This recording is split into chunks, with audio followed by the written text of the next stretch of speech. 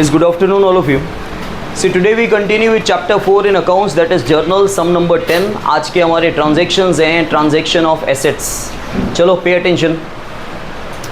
हमारे आज के ट्रांजैक्शन एसेट्स के ट्रांजैक्शन है. आपको एग्जाम में अलग अलग ट्रांजैक्शंस आएंगे, कोई एक ही तरीके के ट्रांजैक्शन नहीं आते आपको बता दूं, और ना लिखा होता है यहाँ पे. आपको जितने भी हमारे अकाउंटिंग टर्म्स थे उन सब के ट्रांजैक्शन ज़्यादातर अलग अलग इन्होंने दिए हैं. आज वाले सम में हम लोग सिर्फ ट्रांजैक्शन एसेट्स के करने वाले हैं, ठीक है. अब देखो सबसे पहले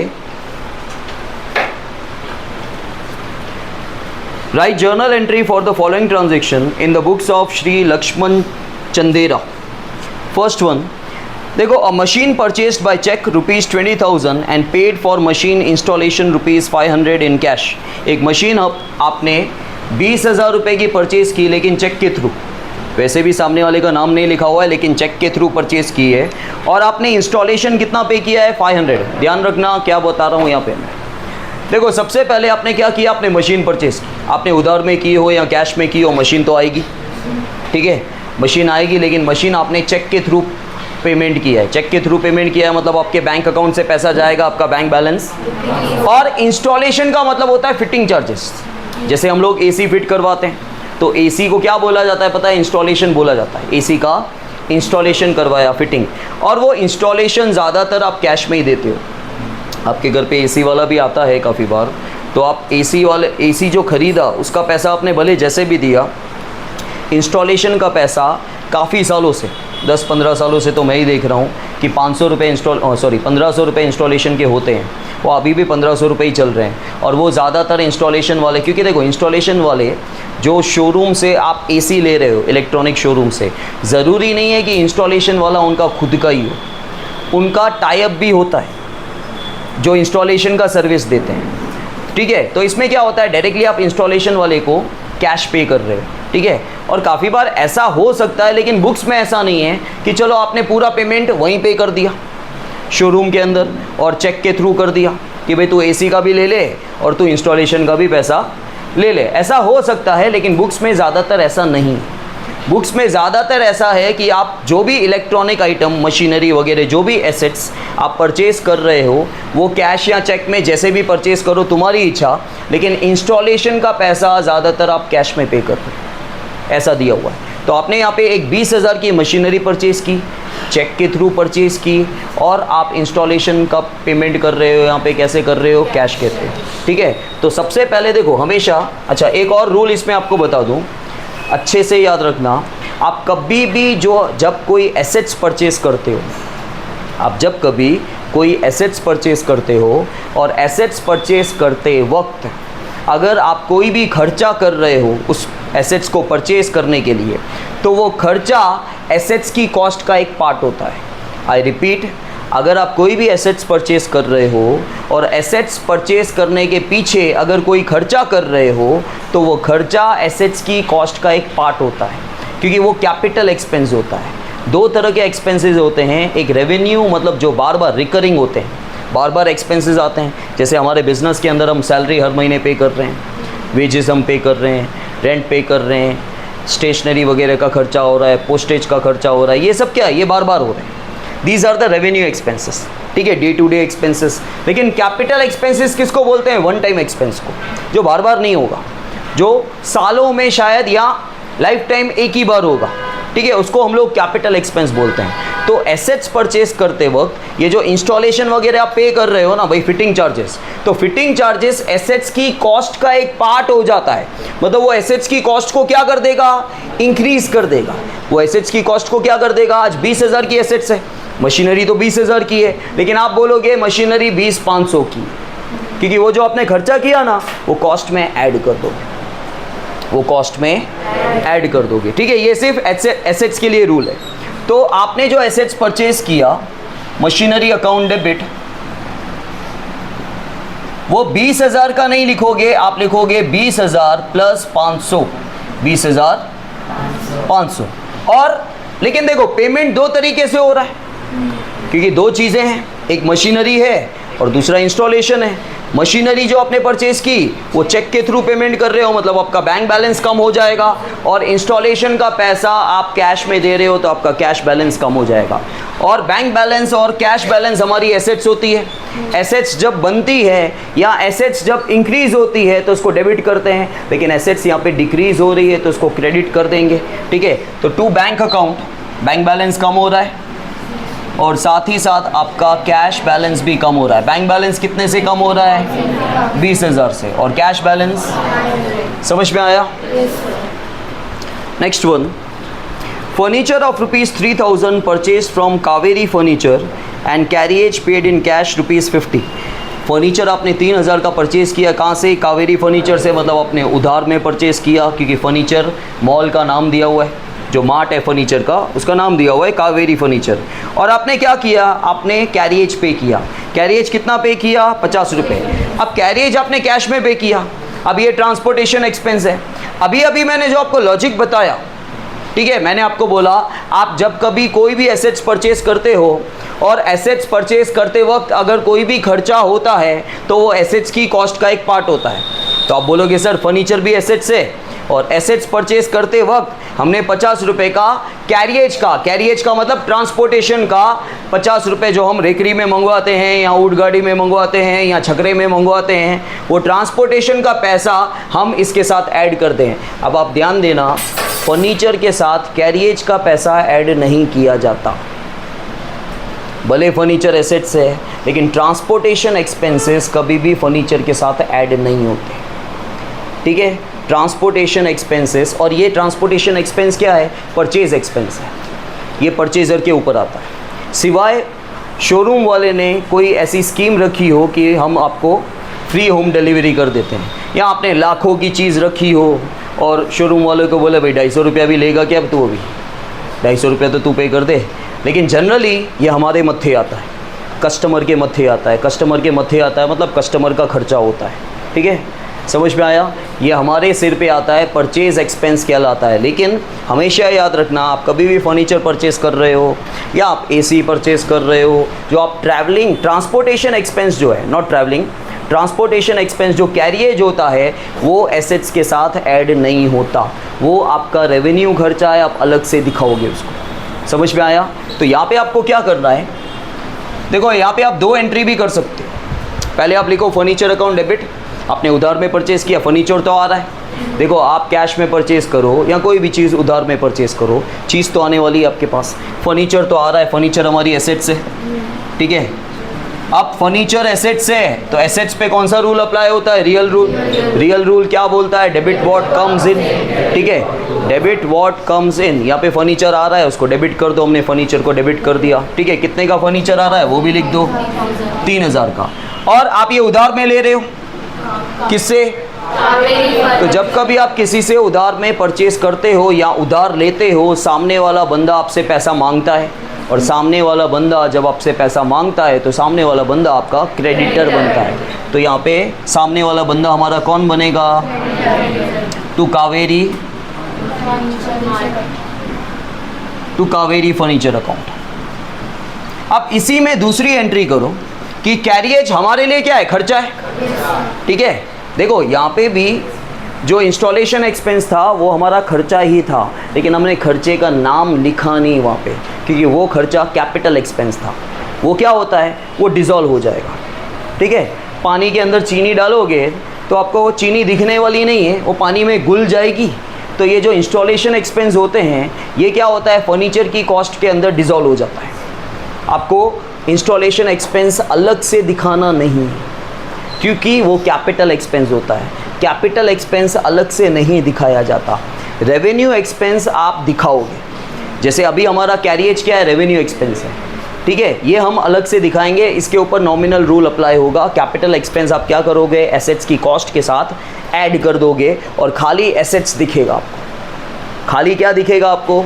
एसेट्स दिखेगा, खर्चा आपको नहीं दिखने वाला। लेकिन यहाँ पे कैरिएज आपको अलग से दिखाना है, कैरिएज अकाउंट डेबिट, क्योंकि कैरिएज क्या है हमारा?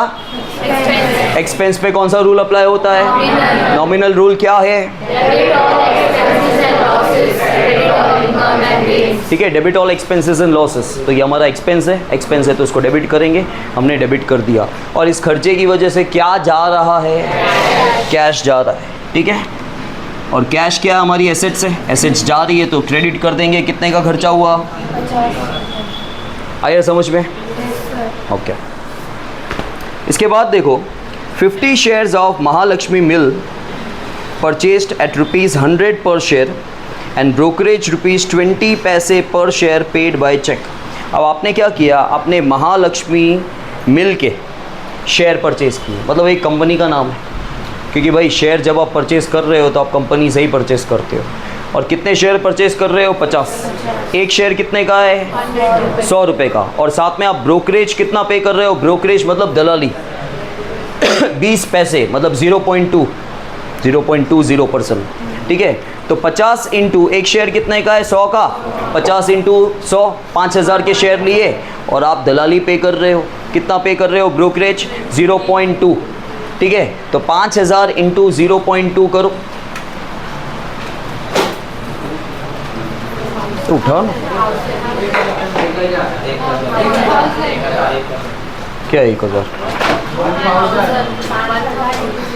50,000 का इंटू 0.2%, और सॉरी 5000 का इंटू 0.2%। 50 क्यों करेंगे, 50 इंटू 100 है ना, 5000 है। हाँ, पर शेयर की बात हो रही है। एक शेयर का 20 पैसे, एक शेयर का 20 पैसे। हाँ, और 50 इंटू 0.2 करो, 10। हाँ तो 1000 कैसे आया तुम्हारा, वो तो बताओ पहले। देखो 5000 के शेयर्स आप परचेज कर रहे हो, इंटू 0.2%, 10 रुपये आ रहा है खाली। ठीक है, 10 रुपये आप दलाली दे रहे हो, एक शेयर के पीछे 20 पैसा। ठीक है, एक शेयर के पीछे 20 पैसा, तो 50 शेयर्स ही लिए हैं आपने। ठीक है, तो 0.20 इंटू 50 करोगे तो 10 रुपये ही होंगे। समझ में आया, 1000 रुपये नहीं होते। तो आप टोटल पेमेंट कितना करोगे, 5010 रुपये। और शेयर्स आपकी क्या है, एसेट्स है। एक्चुअली शेयर्स क्या होती है, इन्वेस्टमेंट होती है।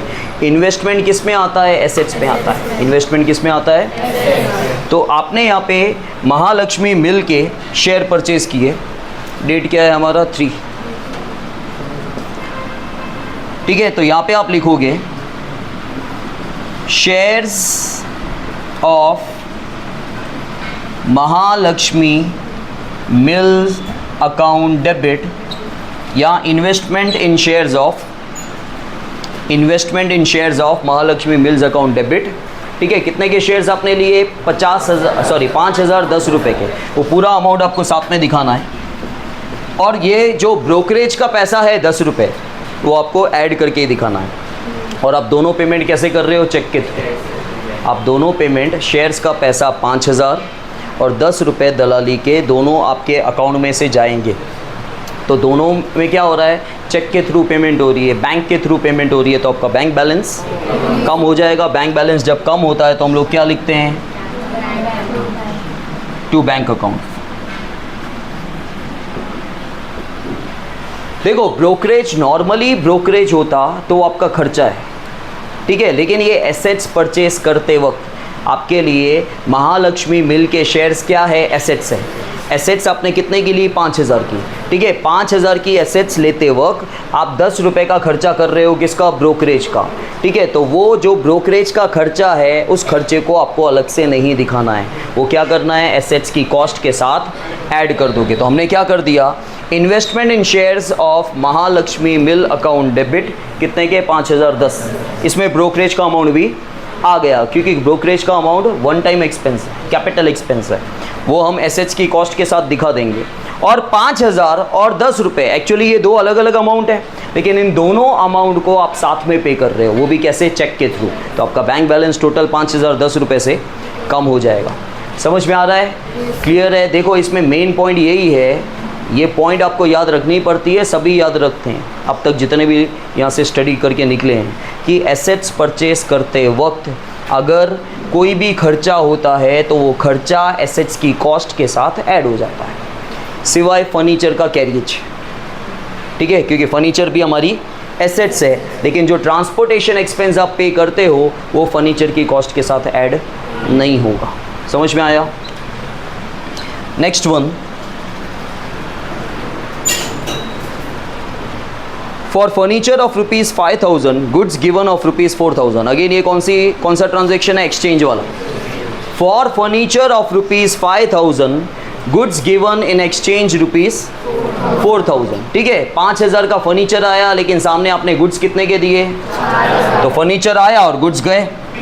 ठीक है, फर्नीचर हमारे पास आया, एसेट्स आई। ठीक है, एसेट्स पे कौन सा रूल अप्लाई होता है? Real rule.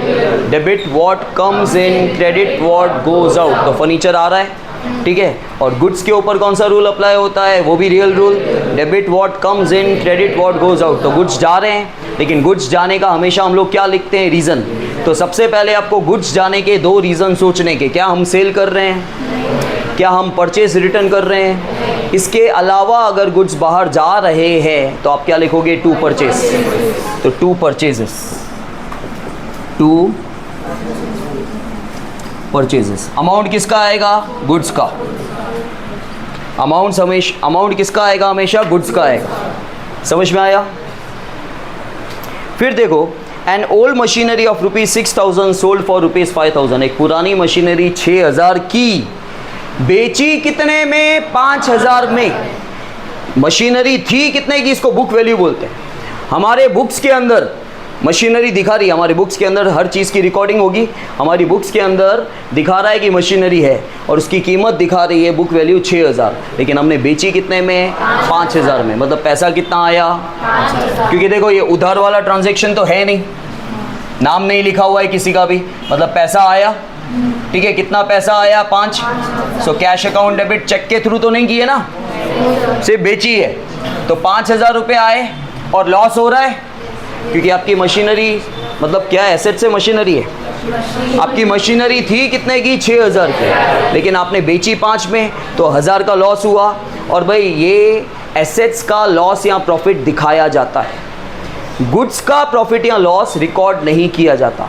ठीक है, गुड्स का प्रॉफिट या लॉस दिखाया नहीं जाता, बट एसेट्स का प्रॉफिट और लॉस हमेशा दिखाया जाता है। तो लॉस हो रहा है और लॉस के साथ हमेशा रीज़न आता है, पता है ना? Loss by fire, loss by theft. तो लॉस के साथ यहाँ पे रीज़न क्या आएगा? Loss on sale of goods, sorry sale of assets, या जो भी मशीनरी है, loss on sale of, old की लिखने की ज़रूरत नहीं है, loss on sale of machinery. ठीक है, लॉस हुआ तो आपको लॉस लिखना है, लेकिन लॉस के साथ रीज़न लिखना है। क्या रीज़न है? जब आपने मशीनरी बेची इसलिए लॉस हुआ, तो loss on sale of machinery. ठीक है, कितने का लॉस हुआ? लेकिन मशीनरी गई कितने की? है? ये मशीनरी थी कितने की? इधर थोड़ा ध्यान दो इधर। मशीनरी 6000 की थी ना, पैसा 5000 आया, मशीनरी तो 6 की गई ना। ये जितने की थी उतने की गई, कितने में गई नहीं बोल रहा हूं, ये थी कितने की? 6000 की। मैं ऐसे नहीं बोल रहा हूं कि 6000 में गई तो 5000 में, लेकिन ये कितने की है? ये तो 6 की ही है भाई। ठीक है, तो अपने पास से जो मशीनरी गई वो 6000 की है। समझ में आया? फिर से बता रहा हूँ, पुरानी मशीनरी, पुरानी लिखी हो या ना लिखी हो से कोई मतलब नहीं रहता है।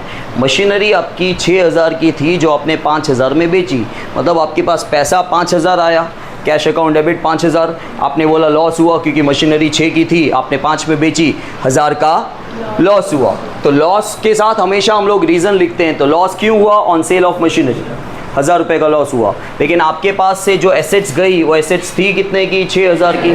तो एसेट्स गई कितने की? 6000 की। और एसेट्स जब आती है, जब आप खरीदते हो तो डेबिट होती है, और एसेट्स जब जाती है तो उसको क्रेडिट करोगे। और वैसे भी एसेट्स पे रूल कौन सा अप्लाई होता है? Real rule. Debit what comes in, credit what goes out. तो एसेट्स वैसे भी आपकी जा रही है, रूल भी अप्लाई कर सकते हैं। समझ में आया? रूल से ज़्यादा आपको लॉजिक ही अप्लाई करना है। आपको याद रखना है कि एसेट्स जब बनती है या एसेट्स इंक्रीज़ होती है तो उसको डेबिट करना है, और एसेट्स अगर कैंसिल हो रही है तो उसको क्रेडिट करना है। लायबिलिटी जब बनती है या इंक्रीज़ होती है तो वो क्रेडिट होती है, और लायबिलिटी जब कैंसिल हो रही है तो वो डेबिट हो जाती है। समझ में आया? नेक्स्ट वन देखो, land purchase of rupees 50,000 and incurred rupees 2000 for documentation and legal charges, payment is made in cash. आपने 50,000 की ज़मीन खरीदी, कोई लैंड खरीदी, और डॉक्यूमेंटेशन लीगल चार्जेस जो हैं वो 2000 रुपये की, दस्तावेज वगैरह करवाते हैं ना, ठीक है, हमने अपने नाम करवाई, हमने खरीदी कोई ज़मीन, तो जो दस्तावेज वगैरह है वो भी एक्चुअली ऐड करते हैं। प्रैक्टिकल लाइफ में अगर आपने कभी सुना हो, नहीं तो अपने पेरेंट्स वगैरह से पूछना कि भाई अगर हम कोई ज़मीन वगैरह ख़रीदते हैं या कोई घर ख़रीदते हैं तो उसका जो दस्तावेज का खर्च आता है वो भी तो काउंट करते हैं।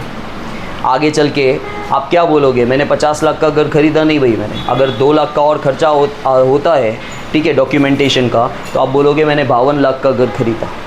तो वही सेम चीज़ है कि 50,000 की आपने ज़मीन खरीदी और 2000 डॉक्यूमेंटेशन का लगा, तो ये 2000 लैंड के साथ ऐड हो जाएगा, क्योंकि लैंड क्या है, एसेट्स है, और डॉक्यूमेंटेशन वन टाइम एक्सपेंस होता है। आपके लिए वन टाइम है, जब तक आप बेचोगे, जो ख़रीदार होगा, जो परचेजर होगा, वो फिर से डॉक्यूमेंटेशन करवाएगा, लेकिन आपके लिए तो डॉक्यूमेंटेशन एक बार ही हुआ, ठीक है। तो आपने लैंड क्या है, आपकी एसेट्स है, एसेट्स परचेज करते वक्त अगर कोई भी खर्चा होता है तो वो खर्चा एसेट्स की कॉस्ट के साथ ऐड हो जाता है, ठीक है। तो यहाँ पे क्या हो रहा है, आप लैंड खरीद रहे हो, लैंड आपकी एसेट्स है, एसेट्स पे कौन सा रूल अप्लाई होगा, रियल रूल, और वैसे भी देखो एसेट्स आ रही है, मतलब क्रिएट हो रही है, तो एसेट्स को डेबिट करोगे, ये वन ऑफ द लॉजिक आप याद रख सकते हो, ठीक है। और दूसरा रूल अप्लाई कर सकते हो कि रियल रूल अप्लाई करोगे, debit what comes in, credit what goes out. तो यहाँ पे लैंड आ रही है, लेकिन लैंड आपकी 50,000 की नहीं है, डॉक्यूमेंटेशन चार्ज आपको ऐड कर देना है। तो यहाँ पे आपको टोटल लैंड कितने की आई, 52,000, और पूरा पेमेंट आपने कैश के थ्रू किया है। ज़मीन का पैसा भी आपने कैश में दिया और 2000 रुपये डॉक्यूमेंटेशन भी आपने कैश में दिए, तो कैश जा रहा है। कैश क्या है, कैश एसेट्स है, एसेट्स पे कौन सा रूल अप्लाई होता है, रियल रूल अप्लाई होता है। रियल रूल क्या बोलता है, debit what comes in, credit what goes out. तो कैश जा रहा है, इसलिए कैश को क्या कर दोगे, 52,000। और दूसरा ये है कि कैश बैलेंस, बैंक बैलेंस हमेशा याद रखने का एसेट्स है। एसेट्स को जनरली हम लोग क्या करते हैं, डेबिट करते हैं, लेकिन एसेट्स अभी क्या हो रही है, कम हो रही है, तो उसको हम लोग क्या करेंगे, क्रेडिट करेंगे। समझ में आया, क्लियर है, okay. Now guys, 11th sum, see transaction of revenue and expense, and we have two past journal entries in the books of Shashank for the year 2014 May। देखो 1 मई को हम लोग 500 रुपये पे कर रहे हैं for the refreshment at inaugural function of shop का इनॉग्रेशन है, और हम लोग रिफ्रेशमेंट एक्सपेंस के पीछे 500 रुपये। रिफ्रेशमेंट का मतलब होता है आपने किसी को आइसक्रीम खिला दी, ठंडा वगैरह पूछा, चाय वगैरह पिला दी, जो भी इनॉग्रेशन पे आए हैं आप कुछ ना कुछ खिलाते हो। ये तो बहुत कम खर्चा लिखा है, सिर्फ 500 रुपये का, ठीक है। तो इसको हम लोग डाल सकते हैं रिफ्रेशमेंट एक्सपेंस में, या सन्ड्री एक्सपेंस में, या मिसलेनियस एक्सपेंस में। ऐसा छोटा मोटा कोई खर्चा हो जिसका नाम एग्जैक्टली नहीं पता हो तो उसकी जगह 2 नाम है, एक सन्ड्री एक्सपेंस और एक मिसलेनियस एक्सपेंस, दोनों का मतलब एक ही होता है। तो सन्ड्री एक्सपेंस ये क्या है, हमारा खर्चा है। खर्चे पे कौन सा रूल अप्लाई होता है, नॉमिनल रूल क्या बोलता है,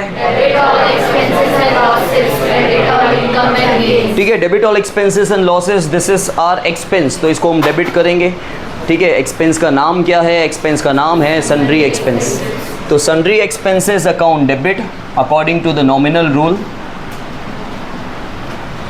और खर्चे की वजह से हमारे यहाँ से क्या जा रहा है, कैश पे कौन सा रूल अप्लाई होता है, रियल रूल क्या बोलता है, so cash goes out, cash को क्रेडिट कर देंगे, सो टू कैश अकाउंट।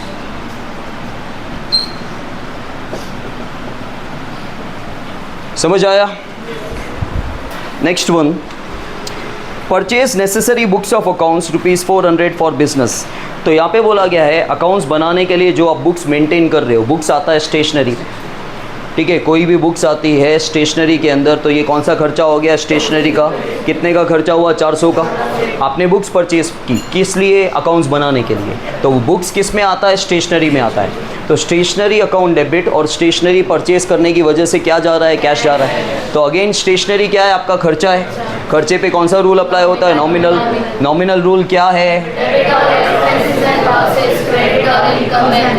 तो स्टेशनरी एक्सपेंस हमारा खर्चा है तो वो डेबिट हो जाएगा as per the nominal rule, debit all expenses and losses. कोई भी एक्सपेंस या लॉस हो तो उसको आप डेबिट करोगे। तो यहाँ पे सेकेंड डेट को stationery account, stationery expense account debit और इसकी वजह से क्या जा रहा है, कैश पे रियल रूल अप्लाई होता है। रियल रूल बोलता है debit all expenses and real rule बोलता है debit what comes in, credit what goes out. तो कैश आ नहीं रहा है, कैश जा रहा है, तो उसको आप क्रेडिट करोगे। कितने का, 400 का खर्चा हो गया। नेक्स्ट वन देखो, paid ₹200 for wages and ₹100 for carriage. 3 तारीख को अपने वेजेस मतलब मजदूरी के लिए आपने 200 रुपये पे किए मज़दूर को, और 100 रुपये कैरियज के पे किए। दोनों ही आपके खर्चे हैं। खर्चे को हमेशा हम लोग क्या करते हैं, डेबिट करते हैं। हम कौन, तो बिजनेस खर्चे को क्या कर रहा है, डेबिट करता है हमेशा। क्यों, क्योंकि नॉमिनल रूल बोलता है।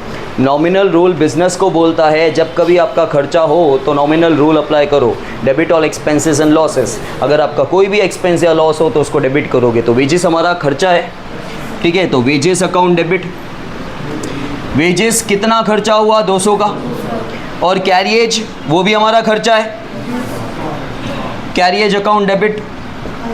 देखो जो भी खर्चा है, खर्चे का नाम आप डेबिट करोगे, और खर्चे की वजह से क्या जा रहा है, कैश जा रहा है। टोटल कैश कितना गया, देखो भले 2 अलग अलग खर्चे हैं, वेजेस का खर्चा अलग है, कैरियज का खर्चा अलग है, लेकिन मेरी जेब से ही पैसा जा रहा है। कितना पैसा जा रहा है, टोटल 300, ठीक है, कैश जा रहा है तो टू कैश अकाउंट।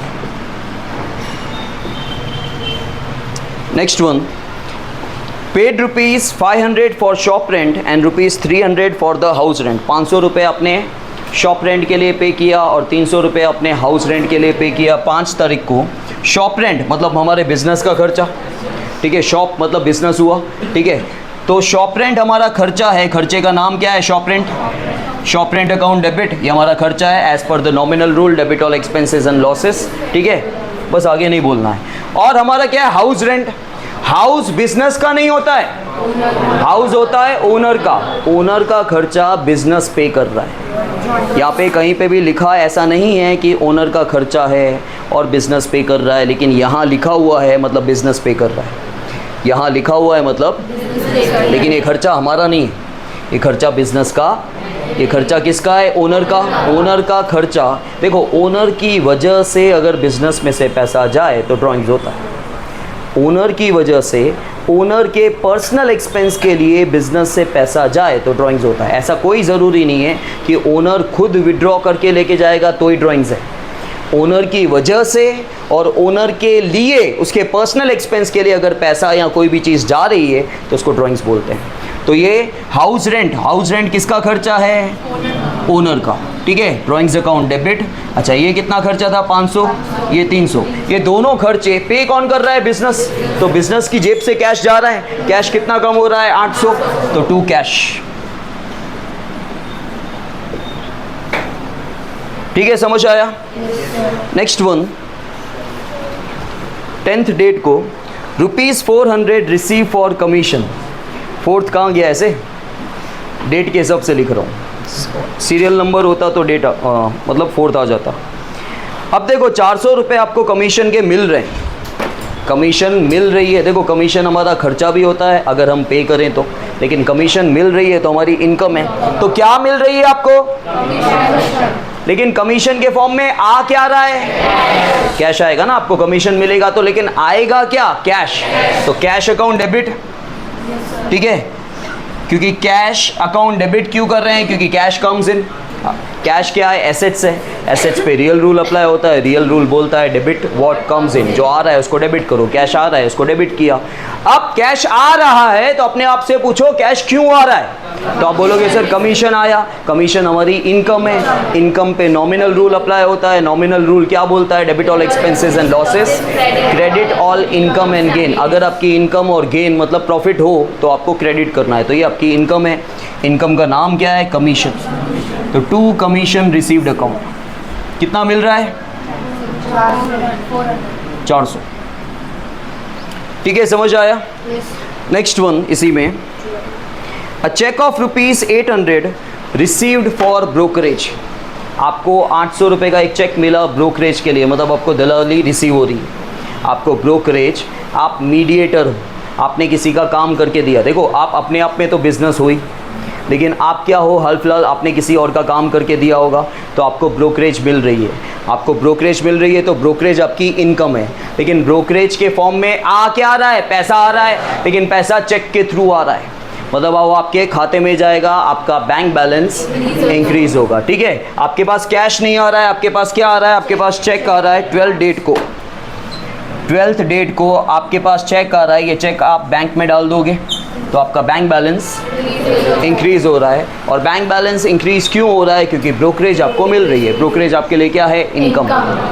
तो टू ब्रोकरेज रिसीव्ड अकाउंट। मेरा दिमाग खराब हो गया है जब, क्या खा के नहीं आई, पॉसिबल ही नहीं है, कुछ भी हो जाए। समझ आया ये? Now next one, 15 transaction.